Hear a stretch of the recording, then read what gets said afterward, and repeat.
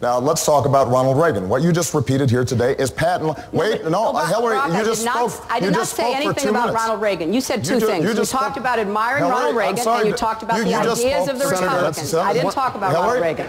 We just had the tape. You just said that I complimented the Republican ideas. That is not true. What I said, and I will provide you with the quote, what I said is that Ronald Reagan was a transformative political figure because he was able to get Democrats to vote against their economic interests, to form a majority, to push through their agenda, an agenda that I objected to, because while I was working on those streets, watching those folks see their jobs shipped overseas, you were a corporate lawyer sitting on the board of Walmart. I was fighting these fights. I was fighting these fights. But I want to be clear.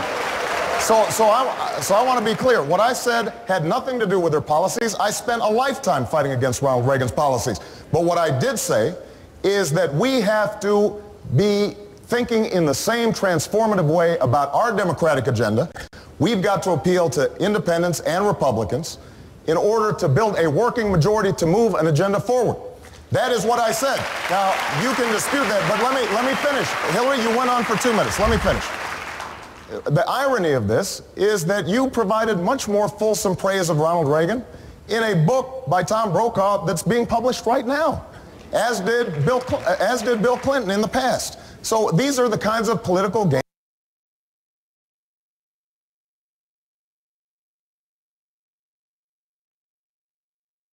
The truth is that there are 3 health care plans represented on this stage. 2 are universal, 1 is not. His is not. Senator Clinton's is and mine is. In order for the plan to be universal, it has to mandate coverage for everybody.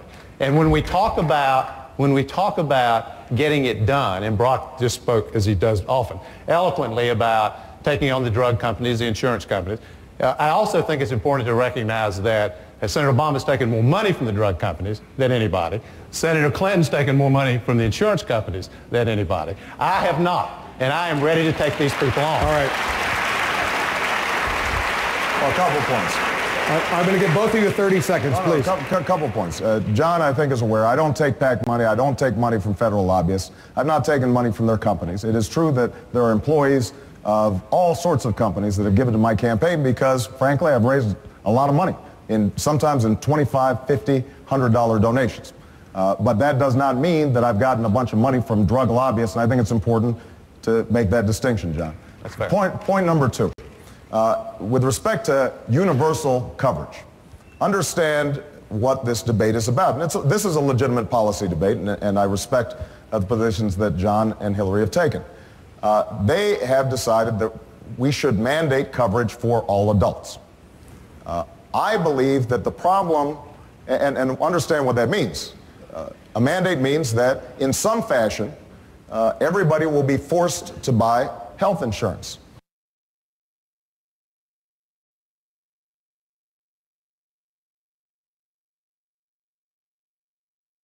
The question is, why would you over 100 times vote present? John, I mean, every one of us, you've criticized Hillary, you've criticized me for our votes. We've cast hundreds and hundreds of votes. What you're criticizing her for, by the way, you've done to us, which is you pick this vote and that vote out of the hundreds that we've cast. And all I'm saying is, what's fair is fair. You have every right to defend any vote. You do. And I respect your right to do that on any substantive issue. It does not make sense to me. And what if I had just not shown up? Wait, let me finish. What if I had just not shown up to vote on things that really matter to this country? It would have been safe for me politically. It would have been the careful and cautious thing to do, but I have a responsibility to take a position, even when it has political consequences. You are absolutely right. Most of these did not have political consequences.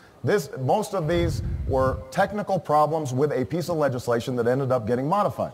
But let's talk about taking on tough votes.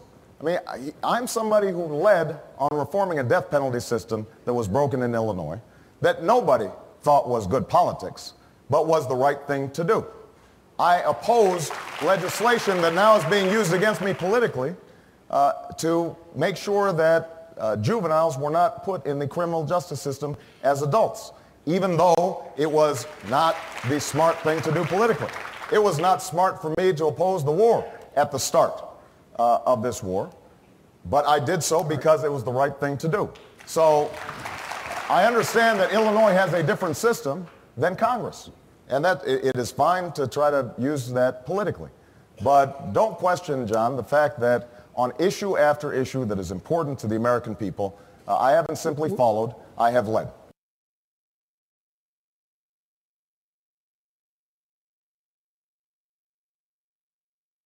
What I've said is that I will move as quickly as possible. I hope to have nearly all out within a year.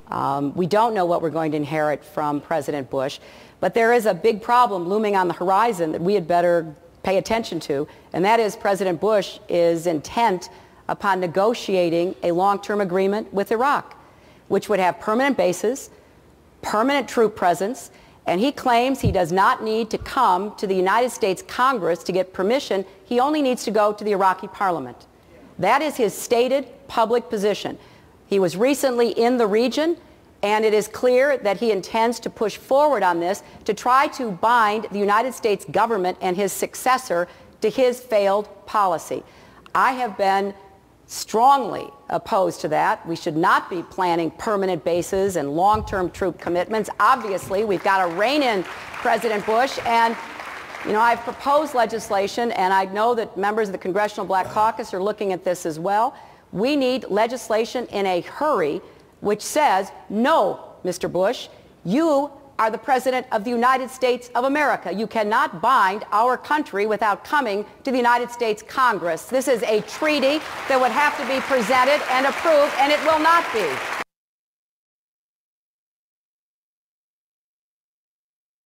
George Bush himself said the entire reason for the surge was to create an environment for political progress.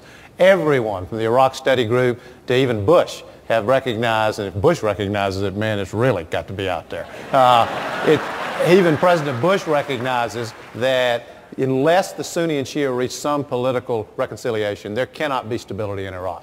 And the problem with this definition and evaluation of whether progress has been made is that there has been no meaningful political progress. There has been a little bit, in fairness, a little bit, but very little. And I don't think it changes anything. The one thing I would say is, and I would actually like for both of them to have a chance to respond to this. What I have said very clearly, all of us have said we would end the war. And I don't have any doubt that all of us are committed to that. I don't doubt that. But how aggressively and how quickly is an important question. And I have said in the first year that I'm president, I will have all combat troops out of Iraq, all combat missions will end in Iraq, and there will be no permanent military bases in Iraq. I have not heard, now admittedly, let's be fair, I don't hear everything they say on the campaign trail, but I have not heard either of them say that definitively. So I'd be interested in knowing whether they will commit to having all combat troops out and ending combat missions in the first year. Senator Obama? John, what I've said, and I've said repeatedly, is I want to be as careful getting out as we were careless getting in, but I want to make sure that we get all our combat troops out as quickly as we can safely. Now the estimates are maybe that's 2 brigades per month. At that pace it would be sometime in 2009 that we had our combat troops out, depending on whether Bush follows through on his commitment to draw down from the surge. We don't know that yet. But understand what's at stake here. John's exactly right that the question is, how do we create a stable Iraqi government where our troops are not required to maintain permanent bases and a permanent occupation in Iraq? We are spending $9 to $10 billion every month. That's money that could be going right here in South Carolina to lay broadband lines in rural communities, to put kids back to school. And so when John McCain says we'll be there for 50 or 60 or 100 years, it is not just the loss of life, which is obviously the most tragic aspect of it. It's also the fact that financially it is unsustainable. We will have spent $2 trillion at least, it's estimated, by the time this whole thing is over. That's enough to have rebuilt every road, bridge, hospital, school in America, and still have money left over.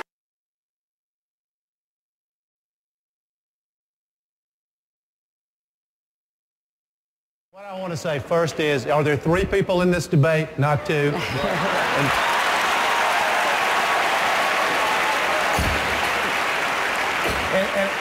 And I also want to know on behalf of voters here in South Carolina, this kind of squabbling, how many children is this going to get health care? How many people are going to get an education from this? How many kids are going to be able to go to college because of this? We have got to understand, you know, and I respect both of my fellow candidates, but we have got to understand this is not about us personally. It is about what we are trying to do for this country and what we believe in